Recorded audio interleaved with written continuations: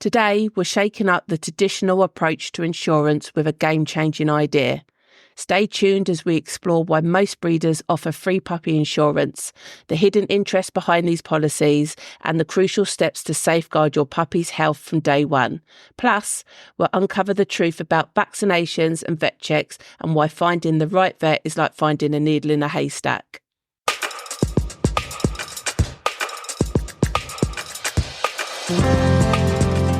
Welcome to the Bulldog Broadcast, the Pure Talk Pedigree podcast.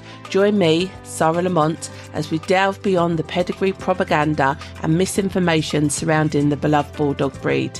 Together, we'll uncover the real-life realities of Bulldogs, sharing insights with admirers, owners and breeders worldwide. Hello and welcome to today's episode where we're going to deep dive into puppy and pet insurance. So let me start with that most breeders, when they sell their pups, many will offer a free puppy insurance. Now, I do this and I'm beginning to think, I'm not sure why. And let me explain. So typically with free puppy insurance, it doesn't cost the puppy purchaser buyer anything. It doesn't actually cost the breeder anything. But what it means is that the breeder can offer the puppy with some peace of mind that should the puppy fall ill, I think generally they're 4 weeks free insurance. There are some that offer 5 weeks free insurance, that the puppy, should it need a trip to the vets, that it would be covered. What the insurance company is hoping is that it locks you into continuing the puppy insurance with their company. And what it also means is that if you do continue the insurance, that you have already completed the typically 14-day no claim period. Now, what we need to bear in mind with these free insurances is that they might not be the best insurance for Bulldog breeds. Just because it's offered doesn't mean it's the best coverage. So generally when I'm asked by puppy owners, I always just say you need to shop around. And puppy insurance, pet insurance can get quite complex when you have to consider some of the pricing limits, what your budget is, whether the condition is for lifetime or for a year, and you can end up sort of going down a rabbit hole. Obviously, there are comparison websites that exist nowadays, but as I've previously said, none of my dogs are insured. So I generally say to people, I'm not necessarily the best person to be giving advice on pet insurance. Now, what really should happen is that if you do decide to insure your puppy, and I would recommend that anybody that purchases a new puppy, they have them insured at least for the first year. Now, when I think about it, I'm probably a little bit relaxed on insurance because I breed my own dog, so I'm keeping my own dog. So I haven't brought in a dog, particularly a bulldog, for decades. And when I have, I think I've only ever bought probably one in the last 10 years. So one every 10 years. And I've probably specifically cherry picked that dog because of its pedigree. So I probably feel that I have a fair bit of confidence in what I'm getting as a dog and hopefully the health that comes with that. However, the blessing of insurance is that it covers you for the stuff you think is never going to happen. So it is a little bit of a chicken and egg scenario. But with my own dogs, I don't insure them because what I've found is it makes you breed a healthier dog, that's for sure. And I question the validity of it when you have a multiple dog household, because you can get very expensive very quickly. And obviously I'm all for, when you take on a new puppy, you do have associated costs. It is just the beginning of the dent that puppy's going to make in your budget. But also, should you be paying, £100, £150 a month for a bulldog puppy when you're never going to make a claim? So equally, I don't like the idea of wasting money either. So in regards to puppy insurance, you'll get free puppy insurance. However, what you really should do, well, most breeders will offer free puppy insurance. It shouldn't be a reason for you not to buy a puppy from a breeder if they don't offer free insurance because of what I'm about to say. What you should actually do is do your research before, and when typically you view the puppy at 6 weeks old, even if you don't know what puppy you're specifically having at that point, if you hear growling, it's the dogs. That's mum and daughter messing around. But yeah, so you go and view a puppy at 6 weeks old, you leave your deposit because you're interested. And this is probably another reason why you should follow a breeder's clear vetting process and protocol, because if you end up just looking online, finding a puppy, going that weekend, picking it up, everything's sort of happened too fast for you to actually organise yourself and prepare. So if you found a breeder, you go and view the puppies at 6 weeks old, even if you still don't know which puppy you're having in that litter, but you know you're definitely having one, leave your deposit and then go and start your puppy insurance, because what ultimately will happen is when you collect that puppy in 2 weeks' time, you've already waited your 14-day no claim period. So that means your puppy is insured from the second that you pick that dog up. It's never going to be a wasted premium, because even if you decided for whatever reason that puppy isn't for you and you don't end up buying that puppy, you still get your insurance 30-day free calling off period. So you could just cancel the insurance and get your money back. So it really isn't a waste in any way, shape or form. You just need to get organised and start your insurance before you've got the puppy, which in some people feels a bit weird, but in the long run, it is actually the most sensiblest thing for you to do. I must admit, I no longer sell puppies vaccinated, because when I was looking back at the pattern of events that would happen from when an owner would pick up their puppy at 6 weeks old, and typically then the puppy could experience upset stomach, general unwellness, slight fever, what I realised was it was most likely due to a system overload, and that typically most breeders like to sell a done package, and many puppy owners expect their puppies to be vaccinated because they think that that's what makes a good breeder. But ultimately what ends up happening is that the puppy is vaccinated quite in a short time frame before the puppy's being collected to the new homes. So anything from, I would never vaccinate at 6 weeks, but I know some vets do. Generally, most vets would happily do 7 to 8 weeks. So within a week of you collecting your puppy, it's already had their vaccination. And believe it or not, some puppies do react to their vaccinations. There are Facebook groups out there advising people, really having concerned owners say, my puppy's not well since they've had their vaccination. I have had it myself, not with a bulldog, but another breed I had with Lepto 4 injection had a significant reaction. Thankfully, because she actually was a big dog, she was a big breed dog, she recovered fine, but we were still concerned at the time. And I've known of, friends breed smaller dogs where you've got a 2 kilo dog having a reaction, which, that's a tiny little baby.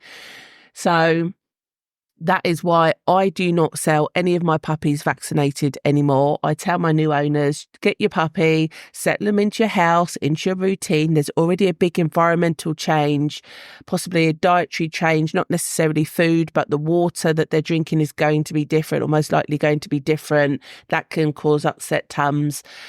I say to my owners, get your puppy settled in. I do have my puppies vet checks. It's not like they've never seen a vet, but get your puppy settled in. Once they get to 10, I don't do my own until 12 weeks because they will have mum's immunity until 12 weeks old. Then I say, go and get your puppy vaccinations done. And I've never had a puppy have a reaction since following that protocol. Likewise, I would tell people always to avoid Lepto 4 when possible. However, I think if you vaccinate later, that's less of an issue in itself. But if you're vaccinating early, so under 10 weeks, I would definitely only be doing Lepto 2. And this is a conversation that puppy owners, need to be having with your vet. And so you might not always feel comfortable having those conversations because you might not necessarily really know what you're talking about. Okay, so in my opinion, well, in my opinion, don't vaccinate your puppy until 12 weeks old. Just get them settled in. Make sure you start your insurance from 6 weeks old. I have had one experience of selling a puppy, placing a puppy, and that puppy then being seriously ill. Looking back now, it may have been vaccinations. At the time, it wasn't diagnosed as that, but you'll find most vets never diagnose it as that, and it very rarely gets reported back to the governing bodies or manufacturing companies that these dogs are having the reactions. And ultimately what that meant was that dog actually wasn't insured. So obviously as a responsible breeder, I advised the owner to take the puppy to my vet. My vet treated the dog and I just paid the bill. And, 2 weeks later, the pup was all good. But, it's not a nice experience for a new puppy owner to go through. It's worrying time for a breeder to go through. Those situations can easily occur. So that would be my recommendation, is that leave your vaccinations to 12 weeks, insure the puppy for 6 weeks, make sure the owner does some good shopping around as to what a good insurance policy is. Now, equally, I generally advise my puppy owners, definitely insure that puppy for the first year. Anything can happen. Anything can crop up, any accidents can happen. So yeah, it's not crazy that you pick a really good insurance with really good coverage and you pay that for a year. Then you need to decide what you do going forward from that point. You might want to even do 2 years. Generally, a bulldog doesn't mature until 18 months old. So yeah, let's play it safe. If you want, do 2 years. Then you should decide what you want to do next. Now, if you have a multiple dog household, so you already have one dog and you're now insuring a second dog, that's probably going to work out quite expensive, even with a multiple dog discount. So this is where I generally advise my puppy owners, just set up a dog account, put some money in that dog account every month and go from there and cross your fingers. Now, this could bite you on the bum, this couldn't. So this really depends on your attitude to risk as a dog owner. And I think the expectations of your level of health care or just care provided for your dog. And also it requires you to be strict with yourself and make sure that you definitely put a sensible amount of money into a dog account, hopefully one that's got a half decent interest rate, so it's accruing interest at the same time. Now, even if you do that, you should still have third-party insurance because your dog could still be a risk when out and about in the public, whether that be, trip somebody up accidentally with, it's run across the path or it's caused an accident because it ran across the road and the dog was fine, but actually the car had to swerve and hit a lamppost. So regardless of whether you decide pet insurance is for you, you must have third-party liability insurance, which is mega cheap.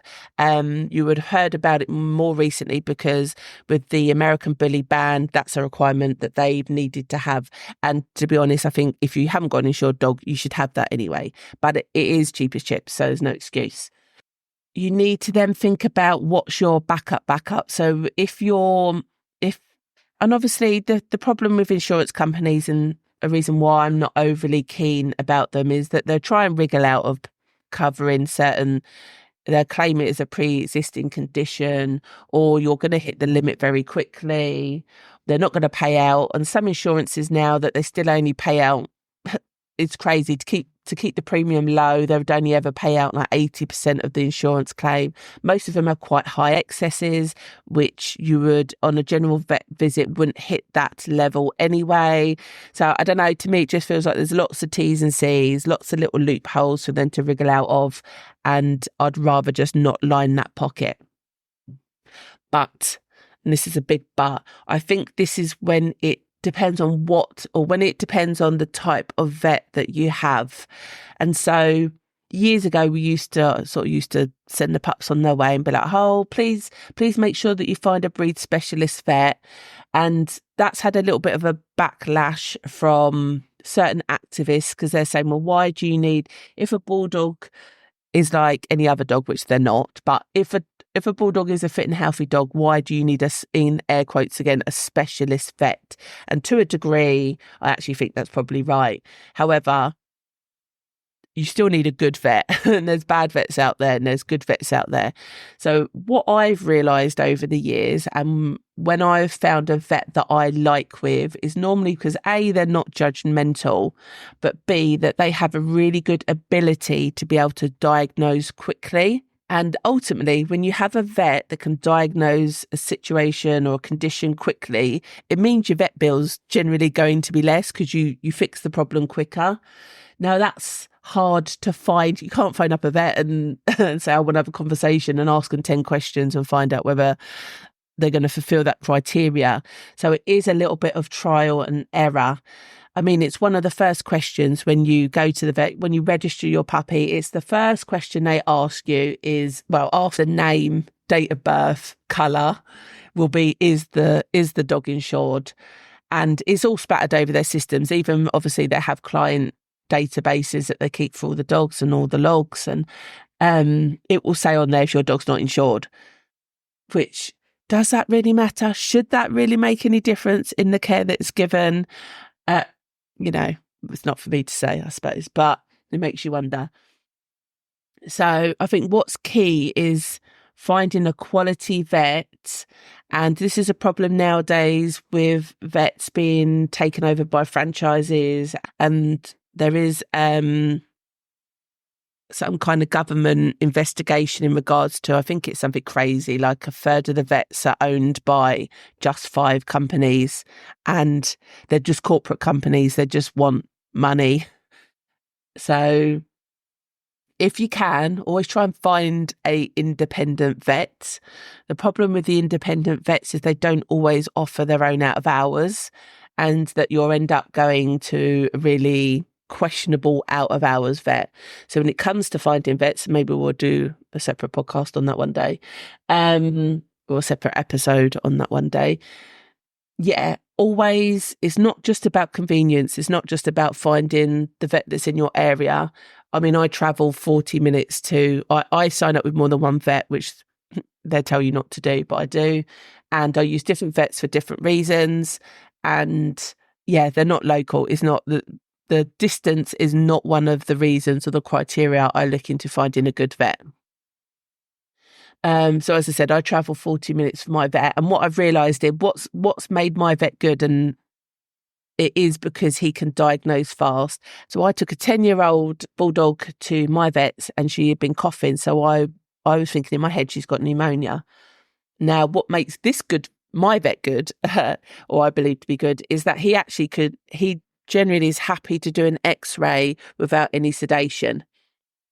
And so this was during lockdown, actually. Took her in. I sat and waited in the car park. Took her in. Then he come out and he said, I've done an X-ray. She's actually got an enlarged heart. Looks like she's got heart disease. 10 years old. Wasn't particularly surprising. Here's some meds. Should be fine. And that was it. That was the problem solved. So I'm not quite sure many vets would have taken that approach so quickly. And I imagine that we would have had some deterioration in health before we got to the final route of it. He also said, just so you know, she's got full arthritis of the spine. So I don't know how she's walking in and walking out and still standing here wagging her tail. And she was actually on a supplement, which we'll cover in another podcast again. So he said, carry on doing that because it's working. And obviously, bulldogs do have high pain thresholds. So that's another thing to bear in mind when owning a bulldog can sometimes be quite dramatic, because they will seem fine one day and then they will be on death's door the next day. And that's because they have a really high pain threshold. If I literally tug my Labrador's ears too much, she will yelp. If she stands on something, she starts limping. She's a sensitive little butterfly. I do think she's more sensitive than the average Labrador, but I know that she's a sensitive dog, where my bulldogs, there's probably most bulldogs that would walk on a broken leg and they wouldn't moan about it. So again, you need to, and we're going to cover canine body language and reading dogs' body language. You need to be able to understand and interpret your observations of your dog to know whether they're okay or not, and whether you need to seek medical assistance or not. And generally, obviously, this has come with time and experience. That the longer you own bulldogs, the easier that becomes. But because bulldogs do have a high pain threshold, I kind of feel like you're more likely to go to an out of hours vet with them because they'll ignore the pain all day, and then you'll get to the evening and think they're not right, where most dogs will be limping and whimping and moaning all day that you've got them to the vets in hours. So yeah, that's something to be conscious of with independent vets. Like they are good, but it's their out of hours. So when you're looking for a vet, and obviously it's consistency as well, because if you keep seeing different vets for the same condition, there's going to be no consistency of care, and diagnosis is going to be more difficult. So these are some of the things you need to bear in mind when finding a vet, because ultimately that's going to make a difference to your veterinary experience, and also should you need insurance, how that claim goes through as well. Now, there is a society called the Bulldog Breed Council. And again, I'm sure we'll cover in another episode, but basically the Kennel Club supports breed clubs, and there's quite a lot of bulldog breed clubs around the country. I believe we've got double digits. I think there's over 10. Breed clubs originally are regional, and they're meant to educate local people about the breeds. They host shows, they offer educational days, and they tend to feed in, because there's too many of them. If they were all talking to the Kennel Club, that would get quite confusing. They sort of feed in to the Bulldog Breed Council. So the Bulldog Breed Council is like an umbrella society or group. And what the Bulldog Breed Council have is they're the sort of governing body to a degree that overlook some of our breed health testing, and they promote health testing. They train, or they organise the overseeing of judges. Yeah, they do various bits and bobs, talk to the Kennel Club, look at the breed standard. There's a lot, the whole education part to them. And ultimately part of their role is that they do have on their website an approved vets list. So if you're ever stuck, and I'm going to put this in the show notes, but if you're stuck for finding a vet and you don't know where to start, then I strongly recommend the approved vets list on the Bulldog Breed Council. There might be others that obviously I don't know about, and sometimes you have to trial them. Like, you can't, just because you signed up 10 years ago and there was one good vet there that's now left, doesn't mean that you probably should still be going there. So you have no loyalty or allegiance to them. You have your right to shop around and find the best vet for your dog possible. So just always bear that in mind. I know we can get slightly lazy and we like to get comfortable, and that's our usual routine, and we like that practice because you can always, the car park's always empty, well, probably for a reason. So if there's not many, I think vet practices are a bit like a McDonald's. Once they open, they never close down. So that just goes to show how much money is made in this industry. And that's not even touching on some of the referral centres that exist and how that works. So that's out for a whole nother day. But we can be as holistic and avoid the vets as much as possible, but there will be times that you need to go. So let's just make sure that you've got a good vet that can diagnose quickly, that you have confidence in, that doesn't talk to you like you're a moron. I've had it. Tons of feedback from my puppy owners. My vet said that the dog's too fat. So I'm like, send me a picture. No, what's his weight on the scales? Tell me. No, he's perfectly fine. Or if he's a puppy, it's fine. He can be a little bit overweight. Once he gets to 6 months, we'll start toning him up. I've had vets tell some of my owners the dog's got BOAS, which is absolutely ridiculous. Yeah, there's just been all sorts of, they need tail operations that they don't need. So again, this is why finding a breeder in the first place, a good reputable breeder in the first place, they can advise you on this. I do believe there are many bulldogs out there having the BOAS surgery, so they're having palate surgery when they don't actually need it. They've been judged by the time they've walked in the door and not actually assessed on their own merits. So Should your vets ever recommend that your dog needs BOAS surgery, make sure they are graded first before you even entertain that idea. There should be no dogs that are having this type of surgery without actually having been graded that they actually suffer from BOAS before the operation. Okay, I'm sure I've gone on enough, but just to summarise, if you're getting your puppy and it comes with free insurance, that's all well and good. That's great. If it doesn't, equally, don't worry about it. Start your puppy insurance at 6 weeks old when you go and view the puppy and leave your deposit, if you haven't left it before that point. Shop around, consider doing insurance for the first year, maybe the first 2 years, and then consider whether you want to then set up a dog account. You'll still need third-party liability insurance if you have a dog account. So just bear that in mind. Think about what's your backup. So it's all well and good having a dog account, but I'll probably have a cheeky credit card in place at the same time. But ultimately, what sort of overrides all of this is that just find a decent vet. And that's hard. It's like finding a needle in a haystack, because how do you know what decent vet is until you actually need them? But a vet that can diagnose quickly, that has hopefully their own out of hours, that you have consistency of care with the vets that you see. And if in doubt, go on the Bulldog Breed Council website, link in the show notes, and that's where you should start for Tim. So that's it. I'm going to dial off. I hope you've enjoyed this episode, and there'll be plenty more. Bye.